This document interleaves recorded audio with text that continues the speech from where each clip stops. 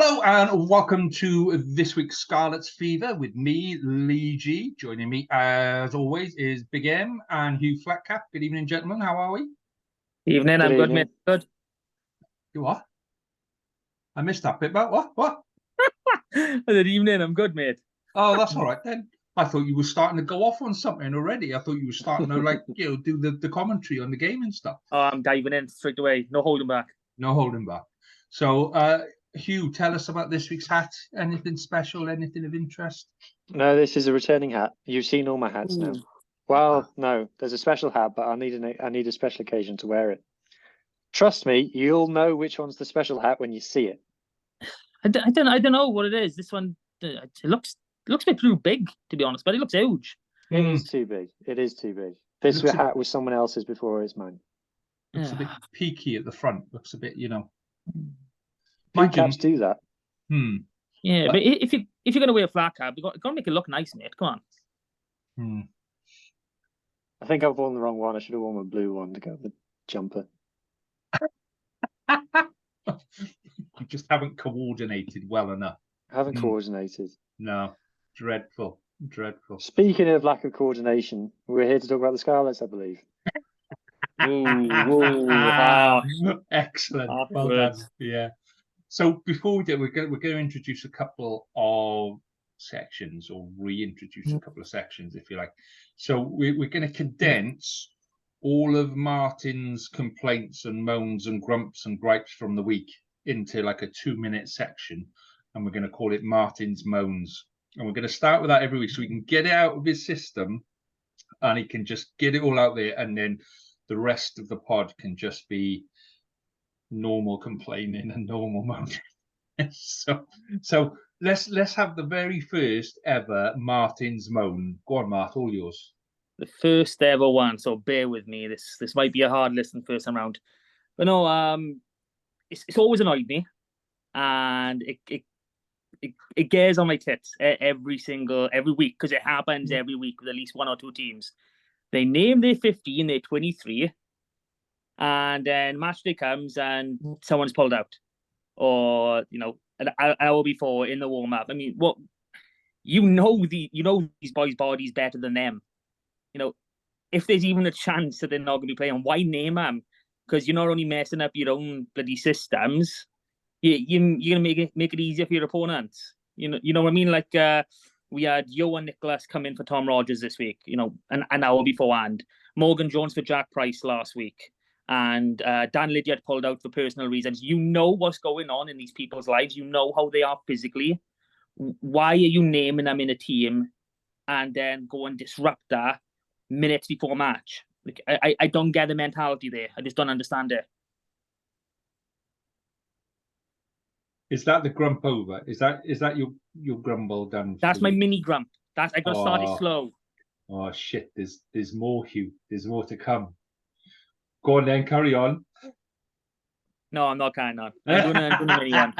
Just a mini. I don't want to take up too much time. I want to slowly see how much I can push it before it gets too much. Okay. Yeah, I've seen the way we've played over the last couple of weeks. I don't think it's going to take much to push it, mate. Trust me. So, our next little bit to throw in there is going to be Hugh's magic numbers. So we tried doing Hugh's magic numbers before, and then I keep forgetting. So I'm going to give it its dedicated own little section now, so we can have a bit of a stat blast. Basically, what we're doing here is finding ways to not talk about the game for as long as possible. You didn't tell me that. These are about the game. Okay, no, that's fine. They can be about the game, but there'll be numbers about the game, and then But I want to give you your own little slot, just so you can have your little bit, because I'm nice. Okay. So my magic numbers for this week are about the game. Next week I'll make them about something else. The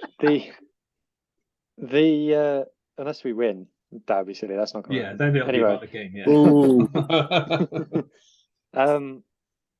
Right. So I was doing the research ready to chat about this week's game, and I was looking into the differences between this game and when we last played the Storm was last year in South Africa. So we played them in South Africa last year as well. And one thing that I noticed was between the 23 that we had out in this game and the 23 we had out in the last time, there was only 4 players the same. So there's 4 players in the same jerseys, one of which was actually Archie Hughes, which I wouldn't have thought. Archie Hughes was wearing 21 in both matches. And then there was another 4 players that were in the 23 that had changed positions. They were either in the bench or starting, vice versa, or playing in a different position. Whereas the Stormers had 9 players the same, identical, and then another 4 players on top of that were in the 23. And our average age in the last time we played them was 28, and our average age this time was 25. Sorry, yeah, 25. And that's with the likes of J Mac and John Fox and stuff in the team. So that tells you just how young our team was. So that kind of emphasizes just how is basically we started this season as a brand new team. It's essentially a completely new team. And this is my frustration with the Scarlets, is our inability to field a consistent team over the last however many seasons, and why I was so frustrated with Dwayne Peel with the Cardiff game when he put out a team of players that weren't going to play. And how we essentially wasted a third of our, what you couldn't even call that a pre-season, but whatever it was, we wasted a third of it. So yeah, that's my magic numbers. That's the detail on how unsettled the Scarlets are at the moment. Yeah, and I think that's, given that we're meant to be playing with a smaller squad, I understand the younger bit. I get that. Yeah, I thought that was going to be a natural kind of a thing. But you would have thought playing with a smaller squad, we would have kept a lot of the decent play. It's not like we've lost a lot of them to international duty, because we haven't. So, yeah, that is a bit of a... 8 of the players that played in the last game against the Stormers, which was November last year, 8 of those are not with the Scarlets anymore. Wow. 8. What was the score last year, Hugh? You got that written down? 36-19. 36-19. So still nowhere near as bad as last week, is it? No. Blimey. Okay. Well, we will return to this week's game later, because I've just recorded the rap podcast, and I think I got all my anger and all my frustrations out in that podcast, and we can have a bit more of a constructive thing. But there were a lot of words in my review of that game that started with F and rhymed with duck. There was an awful lot of it. So, yeah. James messaged me while he was doing it. He was like, Lee's going off here. Sometimes you just got to get it out. If you keep it in your system, it doesn't do you any good at all. You got to get it out there, and you just got to. And like I said to the boys on the pod, just because I can stand there and criticize that performance from last weekend does not mean that, I'm being negative about the Scarlets. We expect a certain level of performance. We expect a level of intensity, and we expect a level of skill that was not on that pitch on Saturday. And to be quite honest, it was a fucking load of bollocks. See, I've started again now. There we go. Oh, family friendly. Bollocks it is. Right. Let's have a look at the Scarlets in the Premiership then. So, Martin, the Drovers continued their fine start to the season. So tell us about the Drovers game last week, mate. Yeah, another comfortable victory from, barring that slip up away to Ebbw Vale. They're looking bang on to be top of the Premiership once again this year. 38-7 at home to Neath. Our boys are involved. Tommy Lewis, who picked up a hat-trick last week. He started again at 15. We had Harry Thomas, young boy hooker, keeping Taylor Davis out of the team. This boy's 18 years old, and he's keeping Taylor Davis, who was, started a few matches for the Scarlets last year. So that should tell you something about this boy. Then we got Ed Scragg, who we brought in, and we had 2 young centres, Max Page and Gabriel McDonald, and they both crossed the whitewash themselves. So, impressive bunch. But we should say it was against Neath. Uh, So, it was the demise of Neath is just shocking, really. Well, it's not the demise anymore. It's the re-rise because they've come back up. Yeah, now. I mean they've That's come what back I was up. about to say. I swear they'd already been down. Yeah, they have. But you look, they came back up with Pontypool, and Pontypool are doing all right. But they're fifth, I think, fifth or sixth, mid-table, aren't they? They're flying high, Pontypool. They're doing awesome. Fair play to them. And Neath are going to go back down. I watched the game between Pontypool and Newport on the opening day of the season. I thought it was a great game. Not to praise, the opposition too much, but I thought it was a good game. Yeah, we can praise all the smaller teams in that area, just not the main one. Yeah. Okay, so tell us about Carmarthen Quins and Swansea then, mate. Yeah. Oh, where to start with this game? This was one that the Quins would have 100% been targeting.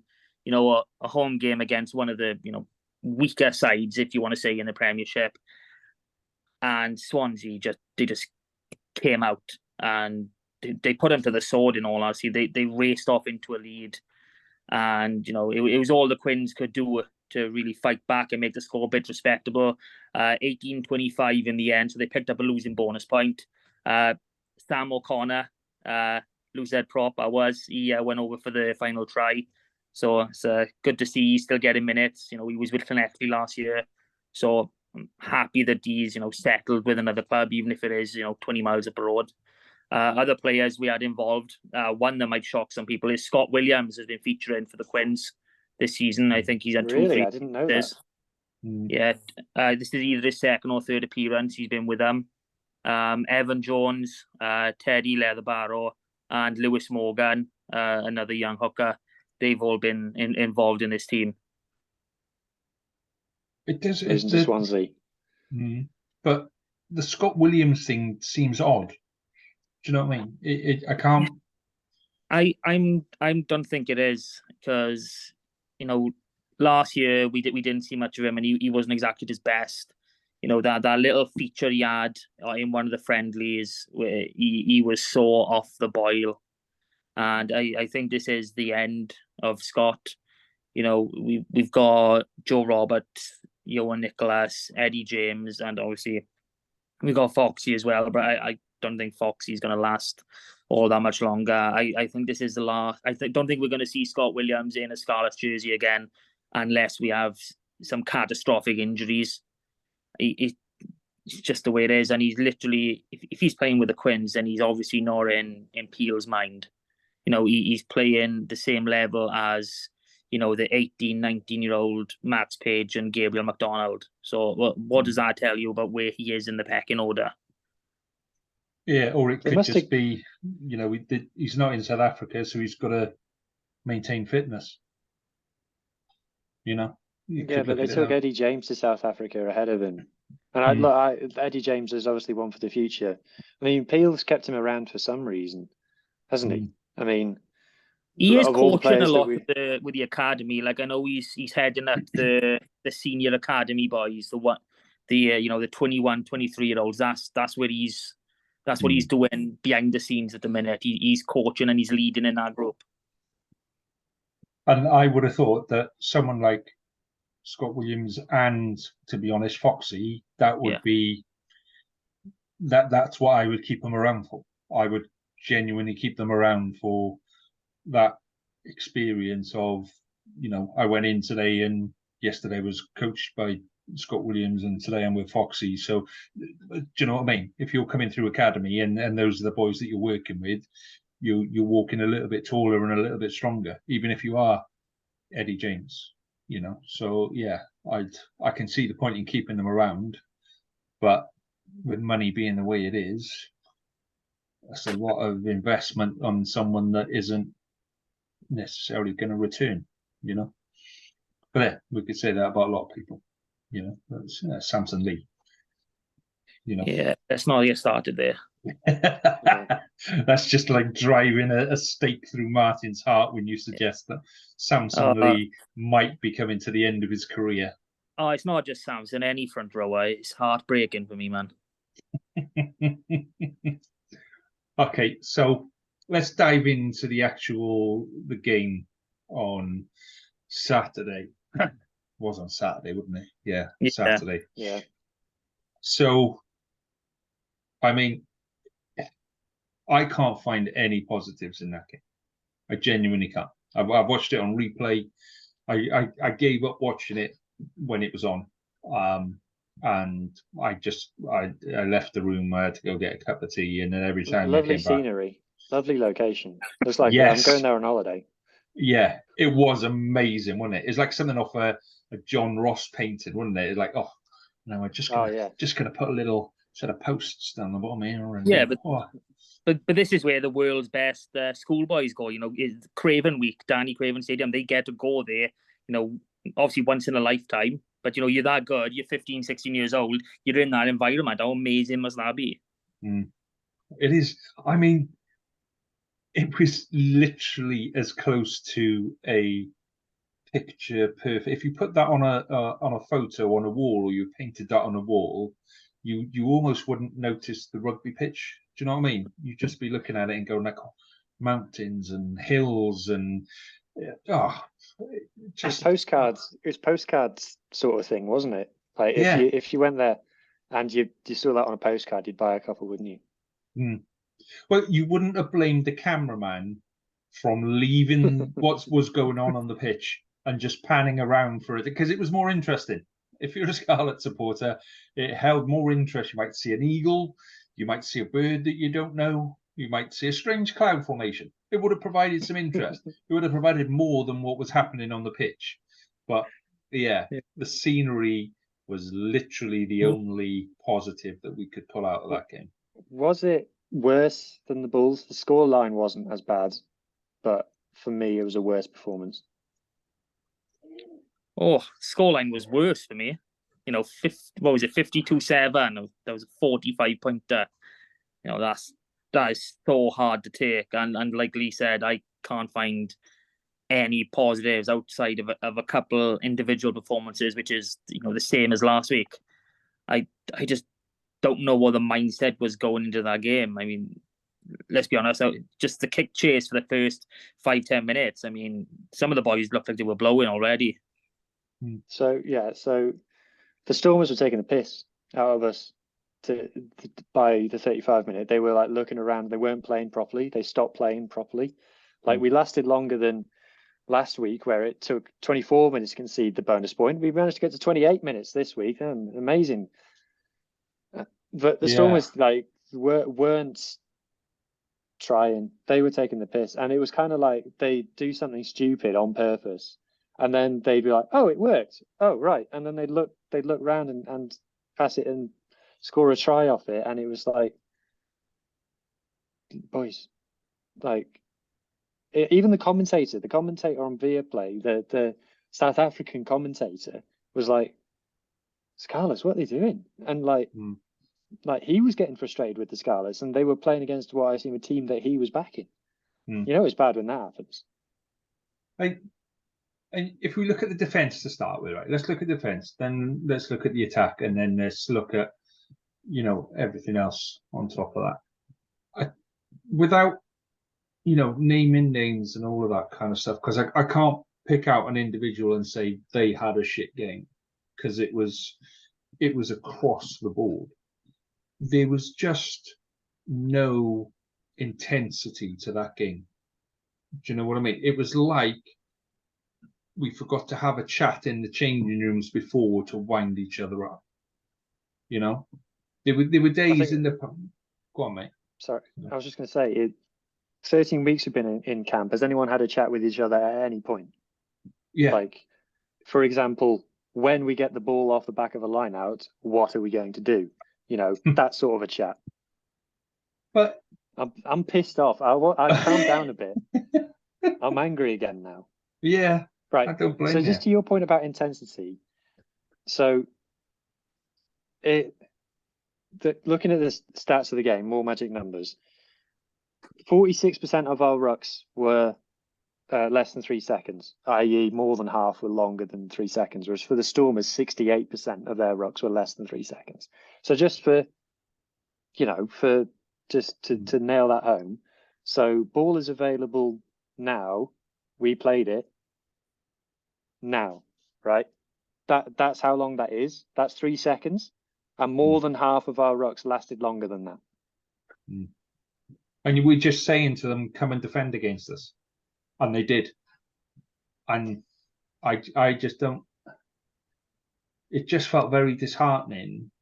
To the bit that I had in my head at the end was, if you want us to support you, give us something to support. Because I couldn't see anything on that pitch on Saturday that I thought, there's green shoots there. There's a little bit. There's somebody's got a bit of spark. Usually somebody somewhere is going.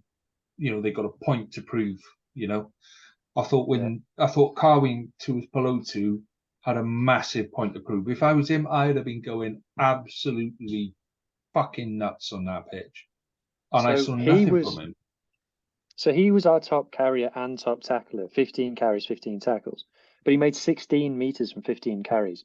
Yeah. So and that's just crap. So we averaged 1.8 meters per carry post-contact. The Stormers averaged 2.4. Whereas you say, 0.6 of a meter, that's not very far. That's a 33% betterment. They're one third better than us just in that. But then you do that 10 times a game, you do that 30 times a game, you do that 50 times a game, And this is the thing, there was just nothing there that, we were falling off tackles. We had our back row falling off tackles against their winger and fullback. We had our back row going full pelt at their fullback, and then the fullback just handing off, and you're like, what the fuck was that? They were literally running through us in the fourth. The worst part of it for me was there was a part in the second half where it all got a little bit crazy, and Foxy's got the ball, and you go, right, okay, and he's on like the halfway line or whatever. You go, right, just stick it in there 22. We've had a crack at it. We've made like 10 meters or whatever, but stick it in there 22. And even Foxy was like, do I kick it? Do I pass it? Do I run? No. There's a big guy coming at me. And then we got turned over. And I'm like, for the amount of time that these boys have been together, the lack of ability to just make a decent tackle, playing as individuals, they play as individuals. And this has been a trait of us since Pivac left. Under Delaney, it was the same. It was, I'll get the ball and I'll see if I can do something. And then if I can't, I'll just go to the ground. And then hopefully my teammates are around me to be able to staff the ruck properly. I mean, like 21 defenders beaten, right, across our team. We beat 21 defenders. That's not bad. One line break. So what does that tell you? That tells you we're messing around. We're not doing anything to the point of actually creating anything. I mean, you talk about, like, I wrote in my notes, it feels like after 2 phases, we've lost all plan. So, you talk about set plays, right? And people think set plays, you have a backs move off a scrum or you have a backs move off a line out, right? No. What set plays in all, like football as well, and rugby, obviously, you have a set play off the line out, and then you go, and then if it goes wrong, right, you reset, and then your 10 calls another set play, and you go, right, we're going to do this many rucks, and then you run here and things like that. Nothing. The stats that came out after the Bulls game, we got turned over every 6.5 carries. So that is, you talk. I mean, I know it's like a completely different universe in terms of level, but you talk about in the World Cup where we've seen Ireland and New Zealand and things go 32 carries. We're not even making double figures in terms of carries. In one phase of play, we can't. We just get turned over.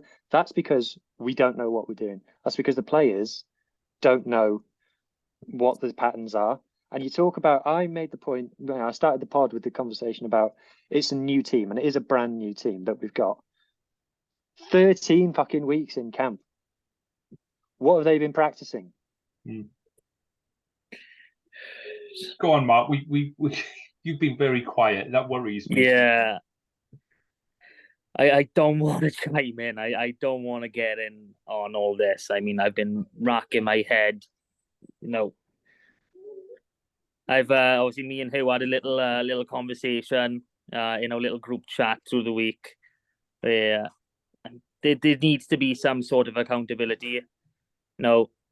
Where that accountability lies is the main question. But facts are facts. 4 months. What are you doing? Like we said it multiple times over the last few weeks. 3 dodgy little friendlies does not make a preseason. And that's exactly what these 2 games have been. These 2 games have been our preseason, because this is the sort of performance that you'd expect. You'd see boys just not, obviously it's never nice seeing it, but when they're not putting the work rate and the effort in, it doesn't really matter right now. They're just getting out of the system. They're getting ready. These boys are not match fit. They're not ready for this type of game. And it was evident. It showed massively. And it was an embarrassment more than anything else.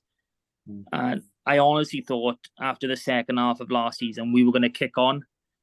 We'd got our defensive structure sorted. We brought in 2 experienced coaches with some pedigree behind them. We're going to start building. And okay, South Africa away to start is not ideal to anyone, but we're going to have a good go of it. And to come with this, I mean, defense disappeared. I mean, one of the main things we were talking about last season was the effort and the work rate. The moment that tackle was made, they were getting away. They were up on their feet in the line, and it was just nowhere to be seen. Yeah. So on your point about the new coaches we brought in and things. So just to run down, because I did a bit of a look back on our coaching staff, which brings me on to my weekly segment, the Scarlets shit website. So obviously the Scarlets have got a page, of course they do, about all their coaching staff. And on the players page, you hover your mouse over it, the player lights up in red, with Scarlets. So that's very good. And you click on it and it takes you to a bio, right? You go on the coaches page, you hover your mouse on it, coach lights up in red, click, nothing. Doesn't no bio for the coaches. And one of them's a World Cup winning Springbok. Anyway, right. So let's start. Just on him though, yeah. So we brought him in because we needed to improve our line out and our scrum. Yeah. And I know sometimes and I know we sound like we're banging the same drum over and over. Remind me to talk about drums later. But yeah.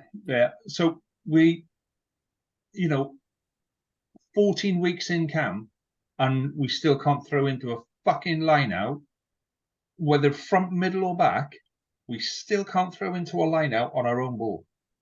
It's not like we're even stealing the opposition.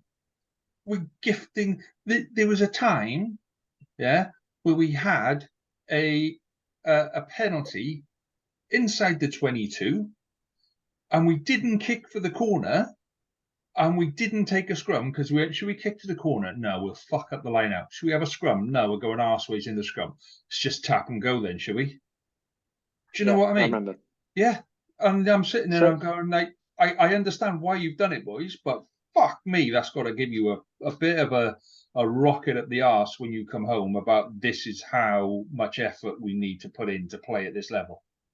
So on that then, so everyone I've spoken to, I'm very lucky that I get to speak to some South African rugby fans quite regularly.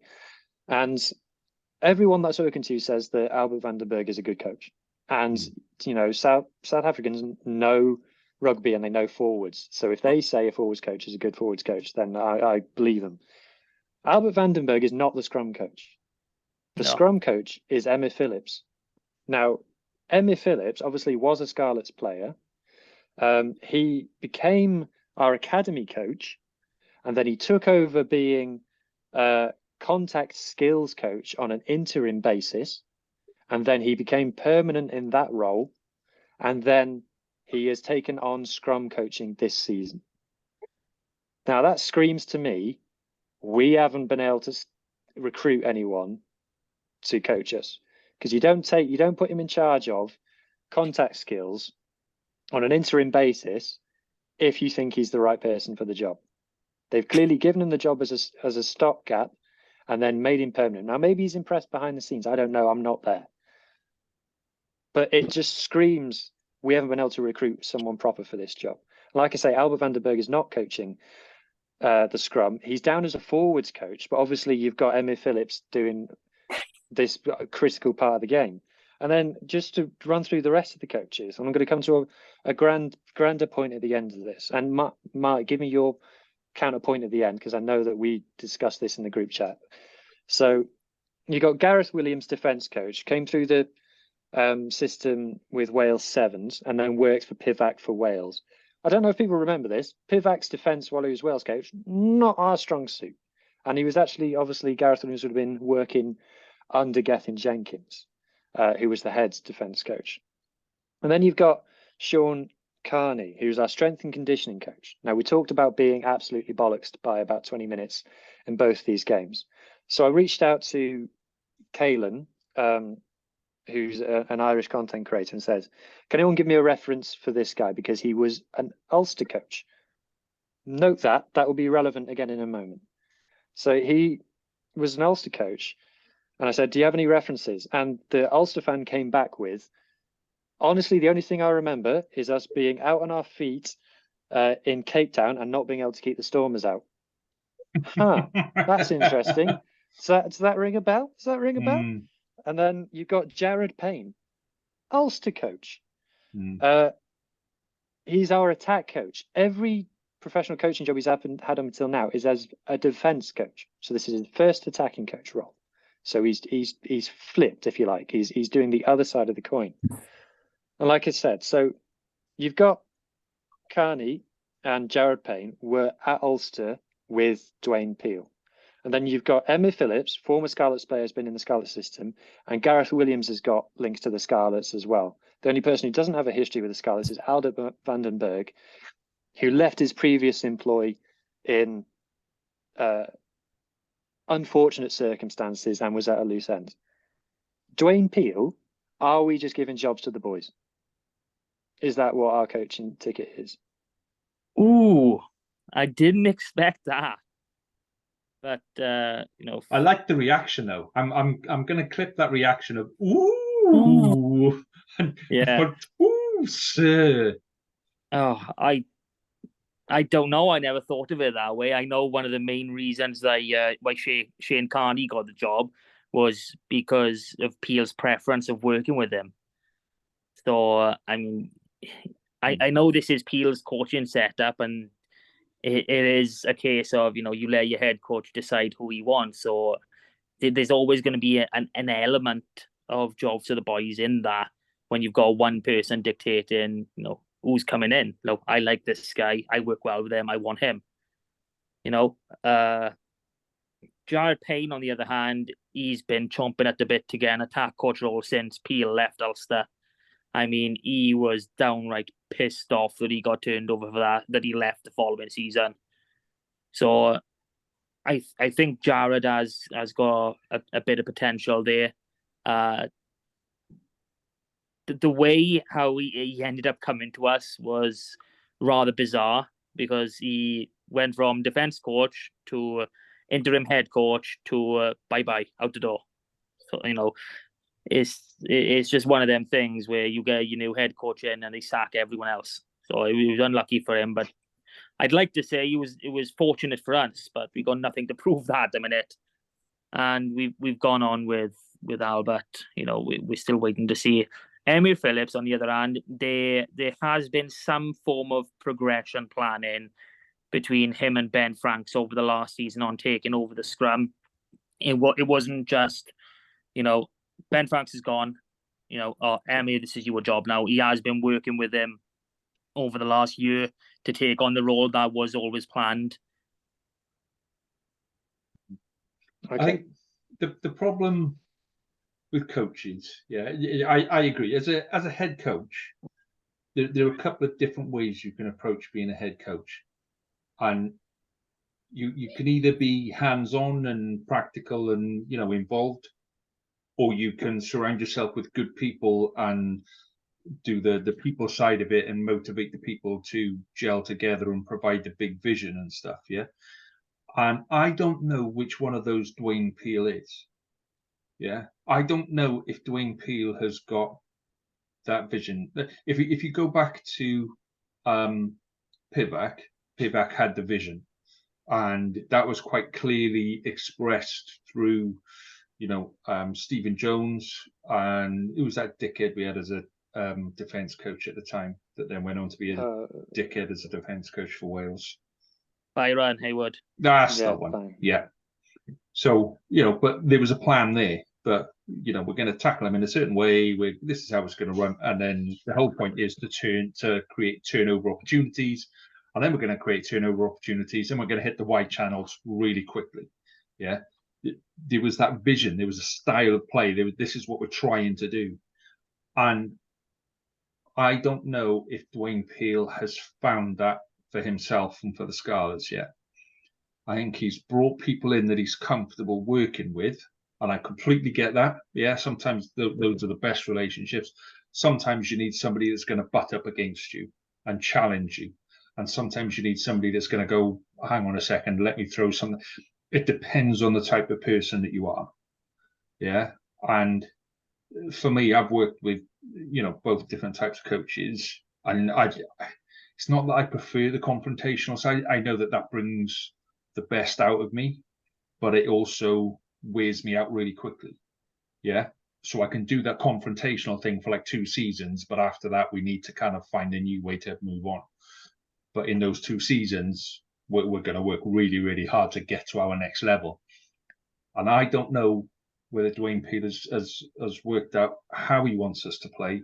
Have we got the right players to play that? Like you say, it looks like those players are standing there going, shall I pass now?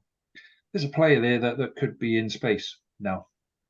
And we've gone from let's throw the ball wide early to actually one pass, contact, one pass, contact, one pass, contact.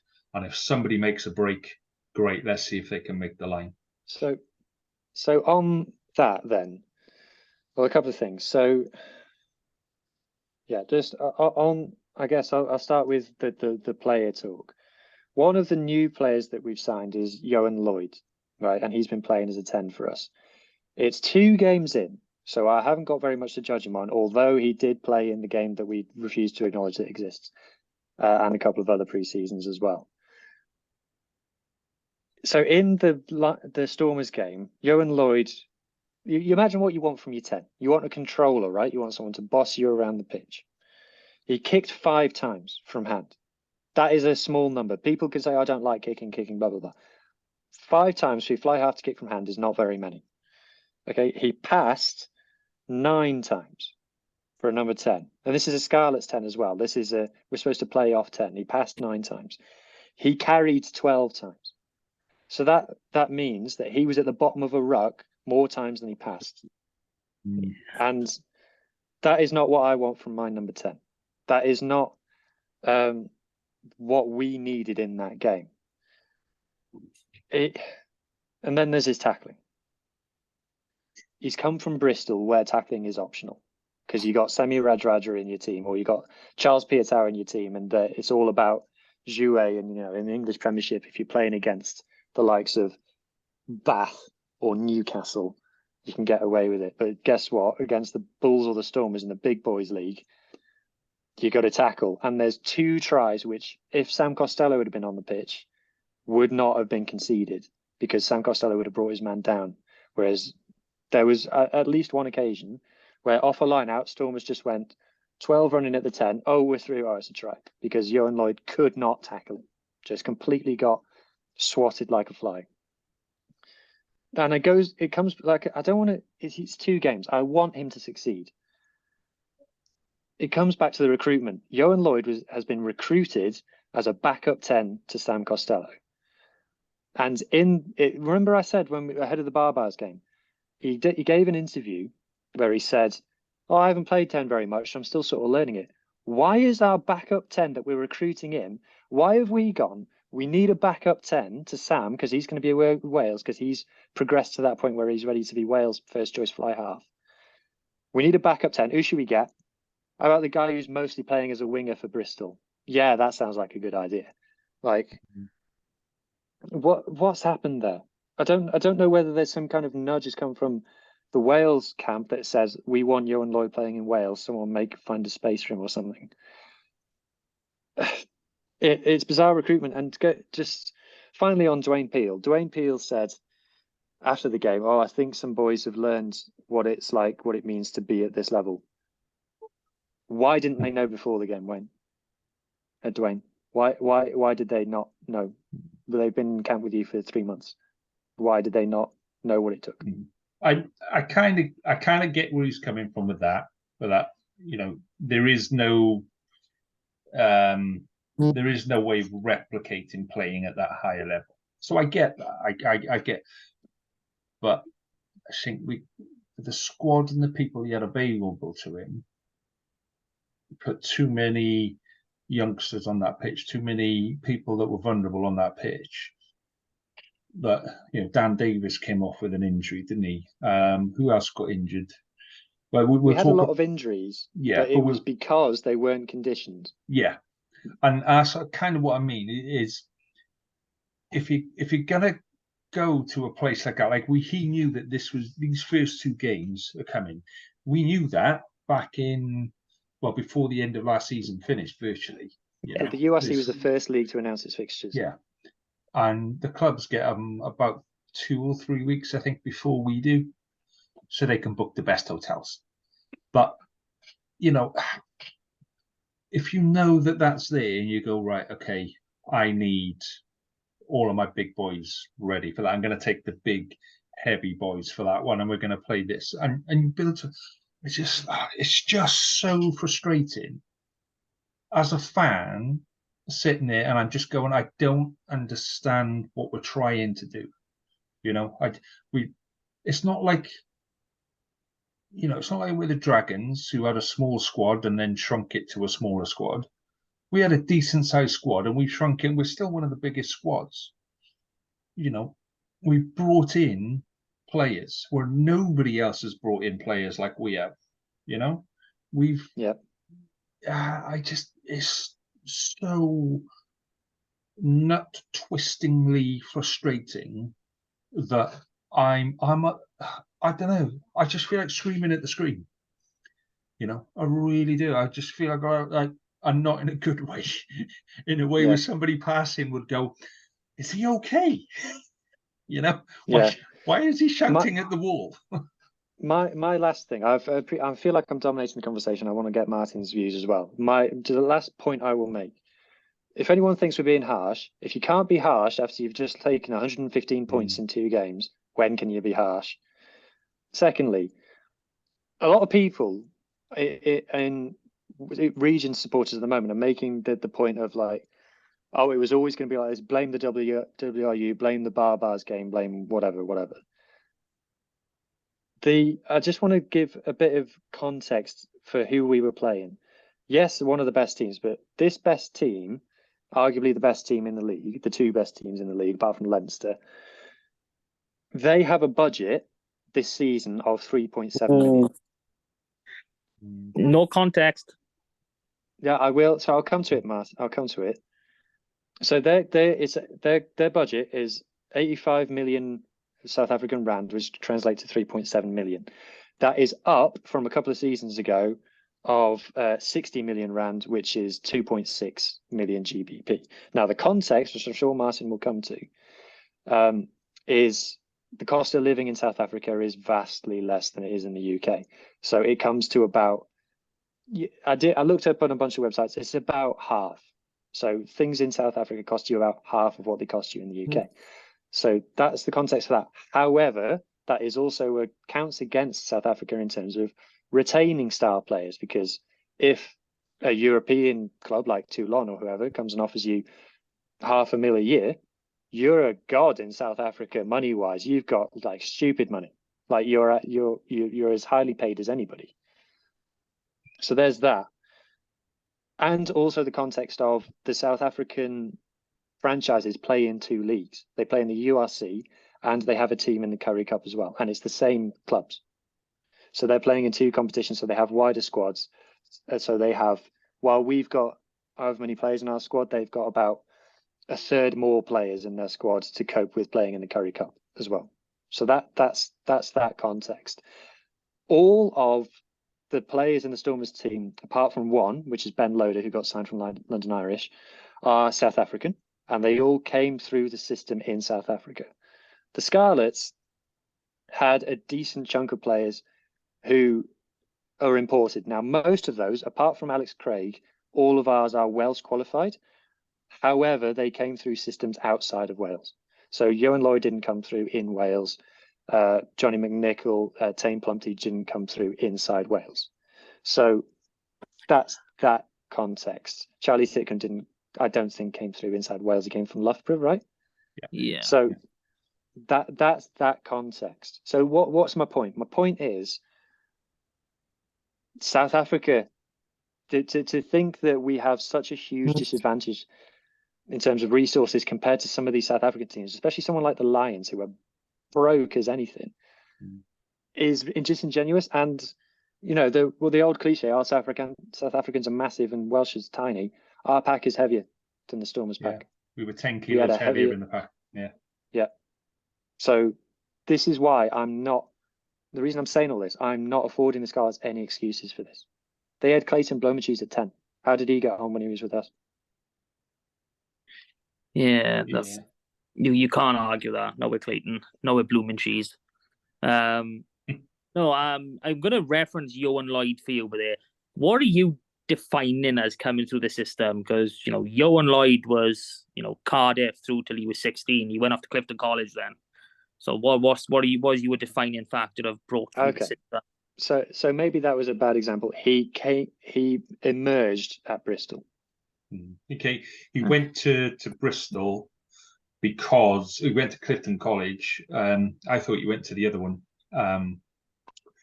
where Gareth Edwards went, but he went there because Bristol told him to go there if he wants to be in the college.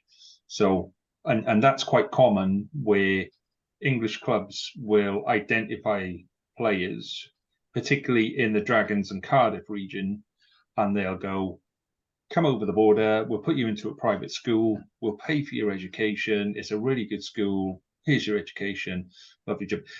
Scarlets do it. The Scarlets have brought in boys from, what's the guy that went to Jersey? Harry Williams. Amptill. Did he go Amptill? But from Ipswich. Yeah, he went to. Yeah, he didn't go to Jersey. I thought he went to Jersey and then came back and then went. No, anyway. So he was a schoolboy brought in with the most vaguest of Welsh connections, but it was a Welsh connection. It was a perfectly valid Welsh connection. He was brought into the Scarlets, given the contract, blah blah blah. Wales under-20s, booted back over the border. He'll be back in the Scarlet shirt in a couple of years' time. I'm willing to bet. Yeah. But there's a couple of boys in Scarlet's Academy now who are there because they've been brought in over the border, and that's what's going to happen to them. They're going to be there and they're going to be committed to. So it happens both ways. But I think we're moving away from the game. I think we're moving away from that game, and we could sit here and bang on about all that stuff through the night and all of that, and it would just drive me fucking nuts. It really would, because there are so many issues there that to try and deal with it in one pod would just be ridiculous. But I think we've done that game to death, with the exception of probably the worst part of this game. And I've heard South Africans criticise this, I've heard Ospreys criticise this, and most Scarlets fans went absolutely through the roof. The failure to have an effective TMO for a head contact, and I felt it was quite a bad head contact. There was clear head-to-head contact. The referee was no more than 5 meters away, so he may not. Yeah, but he may not, because the play was coming at him, so he may not have seen the direct contact. So I get that, but he went to put the whistle in his mouth. Yeah, he saw something was wrong. Yeah, and so he's gone. You know, mate, can you have a look at that tackle? What was wrong with that tackle? Yeah. Oh, sorry, but couldn't see. You're a fucking TMO.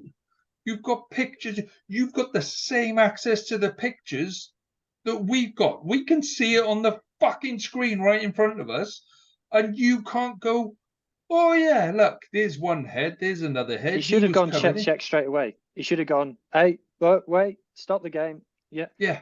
That's the thing. They said we didn't have any angles. That is a lie. That is a straight up lie. They had the angle because I saw it. I'm watching on TV. Yeah, I'm promised myself I'm not going to do ref chat.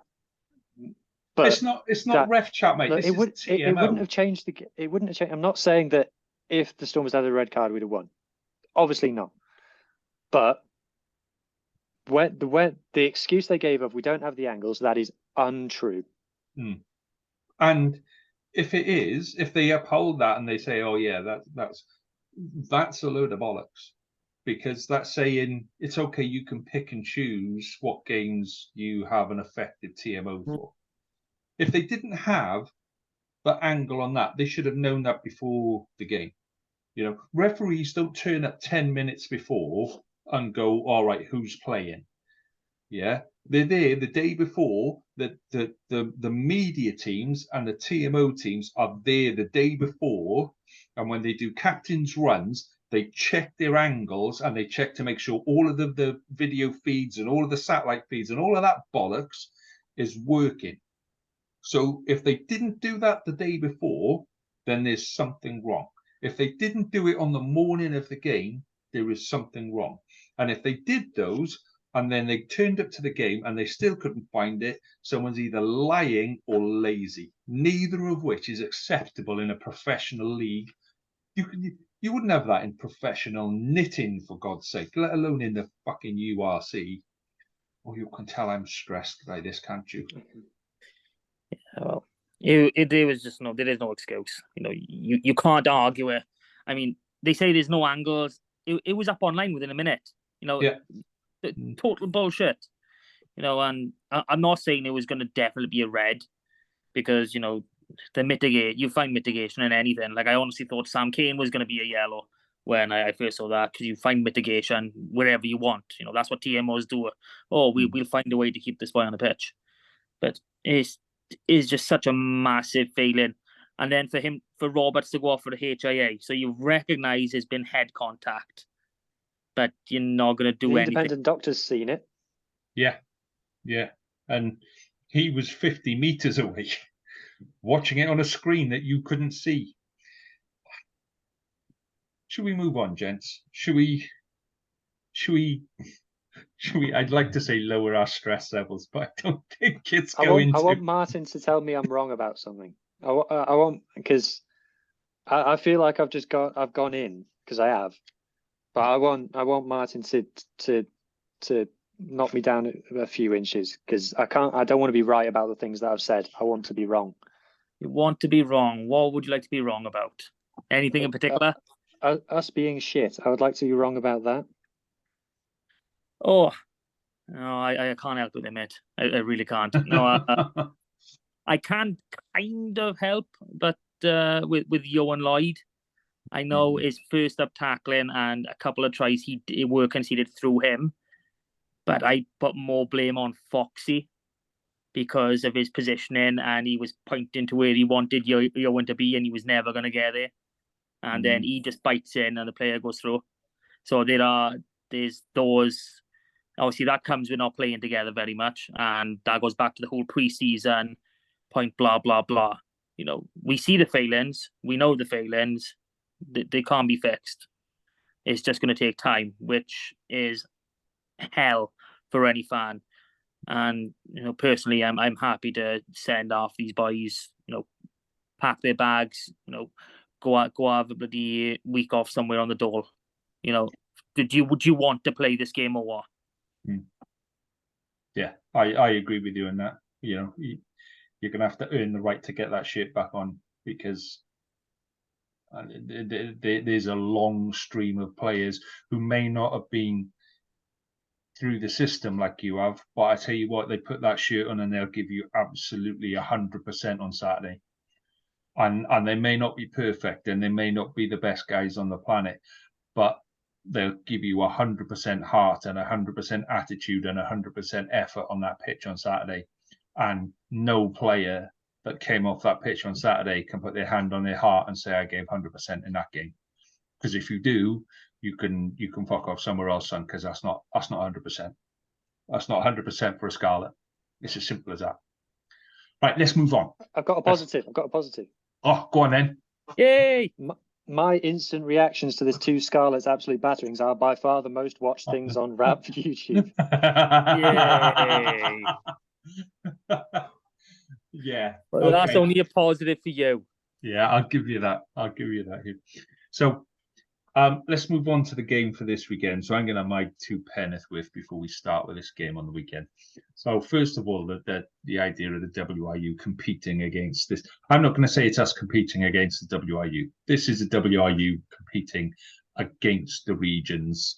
And it's not just the Scarlets region, because it happens to be this time that Scarlets versus Cardiff is the game getting shafted. I don't think it's a coincidence that this is the weekend that the Ospreys decide to play in London, because they're going to get a bigger crowd in London than they are at home. So 3,000 they had this week. Yeah, you listen to the Rap podcast, mate. And that's a bloated number. There's no way there was even 2,000 in that ground. It was pathetic. Well, we need to look at, let's look at the Scarlets and let's look at why we aren't putting 14,000 arses on seats every week, because that's the level we need to start thinking at. We need to stop thinking about, 8 or 9 grand, 9,000 people. That's a good crowd, which it is relative to who if we want to be the best. A rugby club, that is a decent, for a professional rugby team that not in France, that is a decent attendance at 8 or 9,000. And that's kind of my point. Is if we want to be the best of the best, then you've got to set your sights to that bit where you go, actually, we're going to play a certain style of rugby, we're going to entertain, we're going to provide all these things at the ground and all of that kind of stuff, and we're going to make it an atmosphere. Yeah. And we don't. So we said when we spoke to Ed Jenks a couple of weeks ago, right? And we said about let's bring the drums, let's bring the trumpets, let's bring something into the ground, and have a little bit of fun. Let's have a little bit of, let's make some atmosphere in there, because the atmosphere inside a ground relies on the people. Yeah. So let's do something. Let's not just sit there and say, oh yeah, we're amazing. No, we're 8,000. I think our average gate last year was 8,000, and that was after a good European run. Yeah. So 8,000 means every week there are 6,000 seats empty. We're just over half full every week. Yeah. And we need to find a way as a club and as supporters to fill that stadium every week. And this is the bit that pissed me off. So when I said about the drums and the trumpets and all of that kind of stuff, and I put it out on social media, and I said, right, let's get some atmosphere going here. Let's do some stuff. And the comments back are, no thanks. We sing loud enough as we are. Fuck off. I've been in that stadium. Yeah. I can hear fucking fags being dropped in the North fucking Terrace most games. Yeah. Unless we're winning, it's absolutely dead. Yeah. And to say that because we sing songs. No, we sing songs when we win at the end. We might have a little bit of a sing song at the start. You might, if you're lucky, get a little bit of Sospan Vach if there's a series of 5-yard scrums. Yeah. And this is no, don't bring the drums, don't bring the trumpet. We want to sing. Then fucking sing. Do you know what? Sing when somebody's beating the drum. There's just this lack of of ambition, this lack of vision, this lack of we should be. I'm okay. I've got my seat, and I'm going to sit here and in my nice cozy warm down. Now I'm going to get a cup of tea, and then it's going to be lovely. And yeah, thank you very much. No, the game needs to move on. We need to evolve. We need to connect with people. We need to create some reason to go there, and we need to show people having a fun time. We need to start marketing that game out beyond where it is. Cardiff are going to bring a whole load of fans this weekend. Yeah, because Cardiff are as pissed off about this game as we are. So on the Cardiff pod that's just finished recording now, they're talking about, can we bring buses down? Can we do this? They're talking to the supporters trust, and they're going, yeah, do you know what? Let's actually support each other here, and let's bring it down.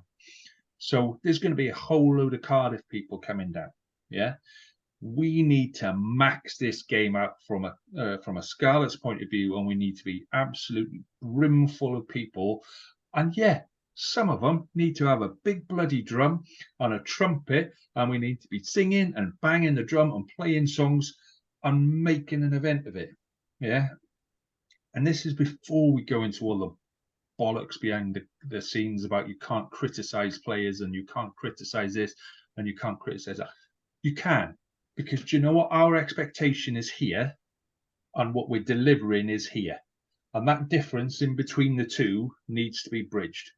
And we're doing our best as supporters to create an environment inside that ground that players want to play in.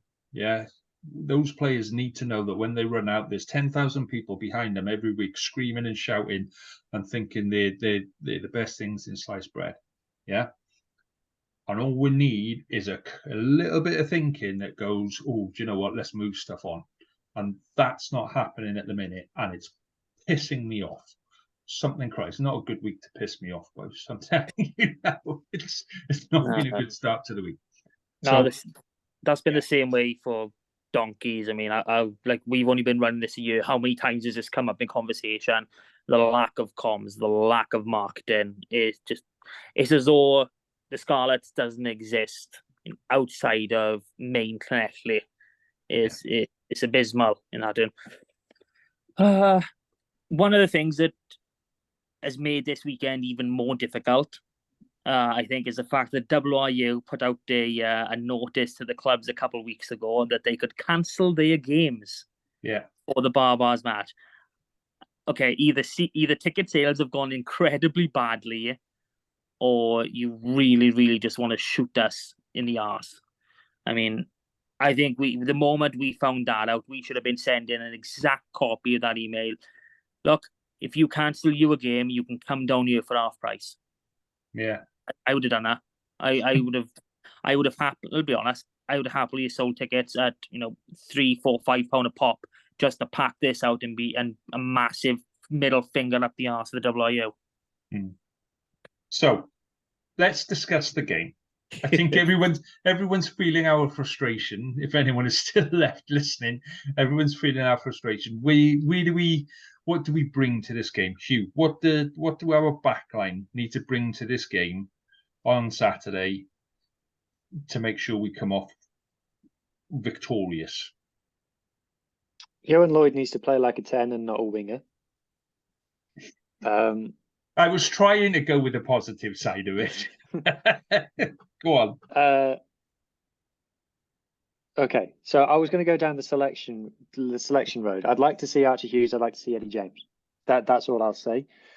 On that, what does our backline? It needs to have some kind of strategy, some kind of.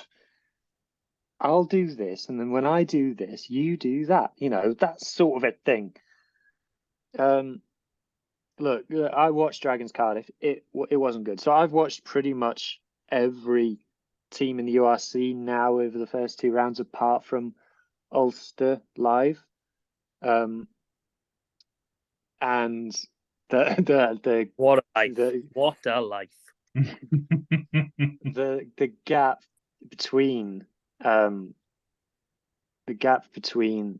lot of the other games and the Welsh regions is quite stark. Although, oh no, I'm not going to say that because that would mean praising a team that I don't want to praise. So Cardiff aren't amazing. They beat the Dragons, but the Dragons were terrible. They weren't as terrible as us, but they were terrible. But all the best players who were playing for Cardiff against Dragons aren't going to be there. So while we've had, in fairness, 2 weeks of playing pretty much the same team back to back, they've played a team, then they played like their main guys back, and then they're going to be gone again. So I would be surprised if Tintus De Beer even met Thomas Williams before they played together against the Dragons. So that helps. We know what De Beer is about now because we've seen the way he liked to do that dink in behind. We know that his goal kicking is a little bit suspect. So I think we've got a bit of homework on him. We know we can't kick aimlessly to Cam Winnett because he will catch it, because he is clearly got something about him. And we know that we can't kick loose to Theo Cabango because he has got wheels. Apart from that, I'm not sure that I see many threats coming from Cardiff. And I'll let Mark talk more about the forwards, but Cardiff's scrum isn't much to worry about either. So that should help us a lot. And then it's just a case of, could the real Scarlets please stand up? And hopefully they do. Okay, so Mark, let's talk forwards. Let's talk about the pretty boys. Always the pretty boys. What can we expect? What do we need from the forwards in order to come home? To come off the pitch with a win? Well, first and foremost, we need to see our forwards because we haven't seen them for the past 2 weeks. And I wish I could say I was being mean by there, but I'm really not. They've seen their own asses. Yeah, that's one thing they have done. Looking at this weekend, especially with the Barbars, I think we need to take a more of a focus and direct attack against the Cardiff pack, because we're only losing Plumtree, and as good as a player Plumtree can be, he's what is he? He's a flashy player. He's not the type of guy that you see doing the nitty-gritty hard work constant all the time. He's the one, he's there with the flash and the panache, and he will do something good and he'll get over the line. But whereas Cardiff, they've lost what they call their scrummaging props, in Domakowski and Azarati, and right behind them, we know Carey's going to be starting. The only thing he's got is his size. If we're talking about actual scrummaging, we go behind Azarati and, he's gone. They've got one with a red card. I don't know what sort of ban he's facing, but that should be a lifetime for what I saw. And so they're down to their third choice tight dead. So realistically, the scrum wasn't strong anyway. And now we're in a position where we're playing the second, third string.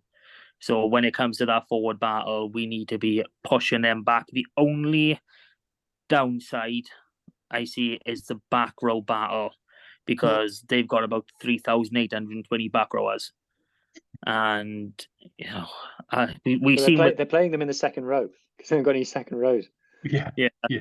That's a good thing, really. I don't know what the score is with Tamani, whether or not he comes back, but he's just a chunk. He doesn't really offer that much around the park anyway. But I think Teddy Williams is turning to be a big loss for them because he's developing into quite a player, and I'm glad to see the back of him. But all in all, if we get Josh McLeod back, if Fifita is playing in the back row instead of the second row, which a lot of us have been suspecting, this should be very comfortable of us getting front football and really punishing this Cardiff. If we learn, which basically over the last 2 weeks, if we've learned anything, we need to actually play the game, not just, like I said, one-up runners, pass run. It's like we turn into the Ospreys. It's disgusting to watch. Yeah. No. Yeah. This is. I know you don't like me saying it, but this is Llanelli. This is Scarlets rugby. There's flair. There's passion. There's the way you play the game. You don't stick it up a jumper and hope for the best, just drive and grind down. That's not the way we play. We play the game in a way you want to be entertained, you excite. This is where the likes of Benny have come from, and to see what we've produced over the last 2 weeks. Yeah, we scored 4 tries on South Africa. Yeah, you conceded bloody 17. How good is that? We need to see something of what we can be. And Peel has been a part of that. Peel has been a part of that on the pitch. He was there in 2007 in that Heineken semi-final run. He's been in these sides where they've been successful at playing real rugby, the Scarlet way. He's been there with Ulster playing the attacking style that they have pulled out. Same as Bristol. He's been involved in these setups as a player, as a coach. He should know how to do it. Are you done? I think that was my rant. Okay, yeah, I was going to say. Clip that up and play that in the changing room before the game. They'll come out and they'll be fired up. Well, I think for me, looking at the tactics, there are some key elements there that we need to attack. And first of all, as we've all said, we need to come out all singing, all dancing, and firing. Yeah, I actually prefer Fafita as a second row. I think every time he's been in the back row, he's just back, not, isn't he? Yeah. Oh, we're definitely winning. But I think Fafita and Lousy in the second row actually give us a lot of go forward. I think the golden triangle, was completed with Carl Maffoni at number 8 because they balanced each other. The Tongan triangle. The when in doubt, just give it to a Tongan. Yep, that one. Yeah. But it did. There was a balance of offloading. There was a balance of crash ball, and there was a balance of what the fuck's happening next. Yeah, there was all these different things. And in defence, it was if somebody's not breaking your knees, then they're taking your head off. So there was a load of different bits in there that were competitive, and they were passionate. So that's why I like Fafita and Lousy. And I don't know why Lousy wasn't playing in South Africa, because he was out there. Yeah, they said he went from the World Cup and he went to South Africa, so maybe he picked played up in the first game. He didn't play in the second. His calf. He picked up a little niggle. Not sure how serious it is, but Okay. just I'm hoping it was just a precaution. But that's all I saw when they done the announcement. Okay, I missed that. So if he's back and you've got Fafita, then the line out is very different. Yeah. And Cardiff can't throw a fucking banjo at a horse's arse in the line out. Yeah. So we're in the game at the line out. Like you said, we're in the game at scrum time. So you have to attack those areas. You have to put pressure on their 10. There's no pressure being put on them yet. Yeah. Dragons were nowhere near him. He had all the time in the world. So they made him look good. We need to get somebody in his face right from the start and rough him up. He's young. He's not used to playing. Red carded. No, not necessarily. Possibly yellow carded, but yeah, somebody's got to get into him. They got to rough his ribs. They got to stick one on his leg, especially his kicking leg. Yeah, and you got to stick your shoulder on his kicking leg and give him a dead leg from the start. These are all the bits that you go, right, okay, then that allows you to play the game. But to do that, you need to have your passion. Yeah, you don't need all the other stuff to do that. You don't need a massive amount of skill to run at someone and hit them really, really hard. You don't need a massive amount of skill to pull yourselves tight in a scrum and get determined and go forward. You don't need a massive amount of skill to do what you do every single fucking week in a line out and throw a guy up in the air and another guy throw the ball to him. So for me, the way we beat Cardiff is by coming back with a reaction.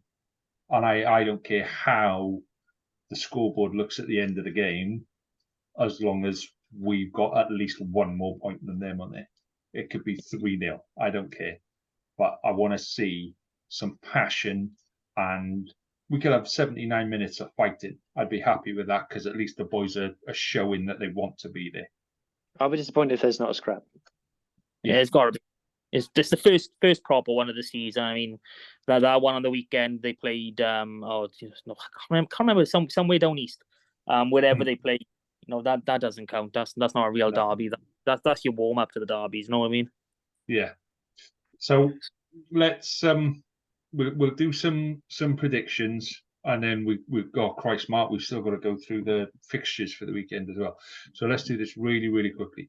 So predictions for the Scarlets Cardiff game. Matt? Oh, comfortable Scarlets win. I'll go 24-12. 24-12. Okay, Hugh?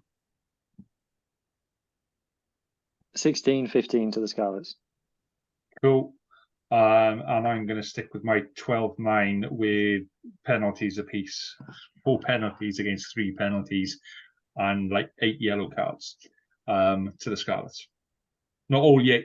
There'll be 8 yellow cards in the game because it's just going to be fighting and stuff. But 12-9 to the Scarlets as an end to that. So, right, let's quickly run down fixtures and scores from last weekend. Have you got your stuff in front of you, Matt? He's got a book. He's got a book, Hugh. That's preparation, that is, So man. are we back doing this in the main pod? Oh, yeah, I keep fucking it up when I do it on my own. And I keep forgetting to put it out there. And then it gets to Saturday morning and I go, oh, shit, I haven't done the rundown. And then I do the hoovering instead and I don't put it out. And then I go, oh, crap, I got to do the scores. And then I'll open a beer and watch a game. So the idea was that we were going to run through this really, really quickly tonight. I think we do this at the start. I think that's the answer. Right, do you want to go first, Mark, and then I'll do West Auroria's best for a second? Yeah, why not? Okay, we'll start off with the Premiership. We've already touched on it earlier in the actual main pod. Carmarthen Quins 18, Swansea 25, Llandovery 38, Neath 7. Cup round this week. So Championship Cup, Ammanford went down 19-24 at home to Western Rhondda, and Llangennith travelled to Glamorgan Wanderers. Game finished 26-all. Llangennith go through on try-count. So count themselves lucky they played the game the right way. Division 1 Cup, only one team for us. Llanelli Wanderers beating Morriston 28-9 at home. Down into Division 2, Army United picking up one of their only few wins of the season so far, 15-10 at home to Taswell. There was another game to Christ Hoylecow that's been postponed. We're still waiting to find out whether or not that's going to be confirmed as a walkover or if it's going to be rearranged. A league match now in 3 Westby, and Llangadog went down 20-26 at home to New Dock Stars into Division 5 Cup. Colwyn Bay seconds hosted Pennybank. Pennybank came away with an 18-8 win, so they didn't travel up for nothing. Well done, boys. And Pantyfynon beat Forgeside 25-22 at home. And the last game of any note was the Dewar Shield final round game between Ceredigion and Llanelli. Ceredigion winning 43-5 to wind up the final game of the regional round. The knockouts will be announced shortly, and we're looking forward to it. Are you going to do fixtures for this weekend as well? Or do you want me to do mine and then... I'm turning the page. He's turning the page. He's turning the page. He's that organised. He's got them separate pages. That's class, that is, mate. It's literally like... It's only a wee book. 6. Go on then. Okay. Fixtures this week. Carmarthen Quins are on the road to Aberafan. Llandovery as well travel to the Brewery Field to face Bridgend. An all-West clash by here in the Championship. Be the same for Ewley. Ammanford at home to Crymych, and Llangennith travel to Newcastle Emlyn. Down in 1 West, Bury Port are at home to Aberystwyth. Felinvol against Kidwelly. Ponta Delice host Llanelli Wanderers, and Whitland travel to Hendy. 1 West Central, Bryn Aman are away to Morriston. Into 2 West, we got Carmarthen Athletic at home to Tenby. Amman United against Pontyberem. That's a tasty one. This is 12th to 11th. This is the type of clash you want to see. To Christ travel to Fishguard, and then Nantgaredig host Mumbles. Over in 3 Westby, we got Betters at home to Tumble. Cefnathan, Penygroes, Llandailofi, Llandibby, Llangadog hosting Trimsaran, and New Dock Stars away to Tregaron. And the last set for me in 5 West Central, Pontiates travel to Fall Bay, Pennybank travel to Seven Sisters, and courtesy of 11-team league, Pantyfynon have got a week off. Cool. So I'll do the West ones, and a lot of them you've already been through, Mark. So I'll do them all together with scores and fixtures. So Championship West, Narberth beat Rumney 24-10, and then as we've already said, fixtures for this weekend. Narberth haven't got a fixture. Ammanford host Crymych and Newcastle host Llangennech. Division 1 West, a game between Aberystwyth and Pont de Delice was postponed because Aberystwyth were in the Cup. And in the Cup, they beat Nantafwllon 13-6. Whitland lost 2019 at home to Berrenfoil. And then, as you've already said, Mark, we've got Bury Port, Aberystwyth, Hendy, and Whitland. Division 2. This game really deserved more. St Clair's at home to Tenby, 24-23, last kick of the game. Tenby slotted a penalty to win that game. So that was superb. And then fixtures this weekend, they say Carmarthen Athletic, Fishguard Croes, and then Milford host St Clair's this weekend in what could be determined as a local derby. Excuse me. So Division 3 West A, there was one game in the league, which is the rearranged game between St David's and Haverfordwest. Haverfordwest came out 31-6 on top. And then in the Cup, Cardigan beat Newtown 18-10. Fixtures for this weekend, Aberaeron host Pembroke, Cardigan host Haverfordwest, Langham host Llanybother, Neyland host St David's, and the Quins host Larne. Thank you very much. That is all of that done and dusted. Boom. So, boom, job done. So you've got one bit left to do before we finish off tonight. It's just going to be one of the new bits. So we're going to call it Lee's Funny Bits just to finish. So we're going to have a look at Lee's Funny Bits for the weekend. So I got two funny bits. Okay, one of them comes from the World Cup, where Oxnitch was asked after the game. Unshay. It's Oxnitch, not Oxnitch. It's Nitch. It's Oxnitch. It's not. It is. How would you like it if people started pronouncing all these West Wales place names in the wrong way? Mate, we've done the podcast with you, and you're still alive. So yeah. So Ox was asked after the game. So his running theme throughout the World Cup has been how much cake he eats. He's been asked about what nutrients you're taking each day, and he said, "Oh, what's in a cake?" And he said, "How many calories do you take in each day?" He said, "About 4 slices of cake," and all this kind of stuff. So he was asked after the game, how would he be celebrating? Was there anything special he was going to do to celebrate? And he said, saw a rather nice cheesecake after breakfast in the hotel this morning. Which I thought the fact that you've just played in a World Cup final, you just won a record 4th time in a World Cup final, but you can still remember the cheesecake that you saw 6 hours ago at breakfast. He's been thinking about that all day, hasn't he? He's been in the changing room putting his tape on and stuff, and he's been going little bits of dribble coming down. I bet he's got one saved for the following morning, and that's what it is. He knows he's having it again.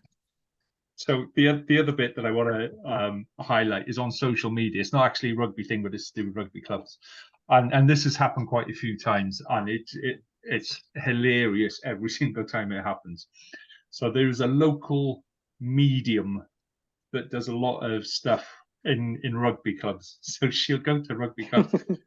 I can feel the presence. I can feel the letter J coming at me, and all of this bollocks. So, is there anyone here called Jones? Yeah. I'm sensing a Williams, or something like that. So I just had a look. I was looking for the WIU stuff, and she's obviously doing a bit of a tour at the minute. Several of her medium nights have been cancelled or postponed and moved for unseen circumstances. And I'm like, cancelled. The medium night has been cancelled for unseen circumstances. It's one of those things that just tickles me constantly because it happens all the time. So, those are my funny bits for tonight, guys. Right, been a bit of a long one, hasn't it, gents? It's has it? We had a lot to say. There's a lot to say, and some of it rhymed with duck. So, well, I don't think that was much from me, but there. So, what we say to fans right now. Okay, so I'm just going to finish up by wrapping it up with a message to fans, to our fellow fans out there, that it's okay to criticize the team and support the team because we've got a higher expectation of the team. It's okay to sit there and say I expect more, but we also have to turn up on the Saturday and stand in the crowd and cheer. And I say that as a bit of a hypocrite because I know I can't go this weekend, but that doesn't stop me wanting other people to go and wanting to be there and encouraging people to be there. So it is pack the park this weekend. The whole point of this weekend is to pack the park. Let's send a message to the WRU that we are as important as we believe we are. Let's send a message to the WRU that they cannot treat clubs and regions and supporters the way they are, and enough is enough. And if we pack the park, that will be the message that we send to the WRU that basically goes, fuck you and good night. And on that, gents, fuck you and good night. Oh, well, right back at you, mate. We're right back at me. All right, gents, hopefully next week we'll have something positive to talk about, and it'll be a nice, happy, cheery one. Enjoy your rugby in the meantime, and I'll see you next week. All the best. Cheers, boys. Good boys. All the best, boys. Great talking to you as always.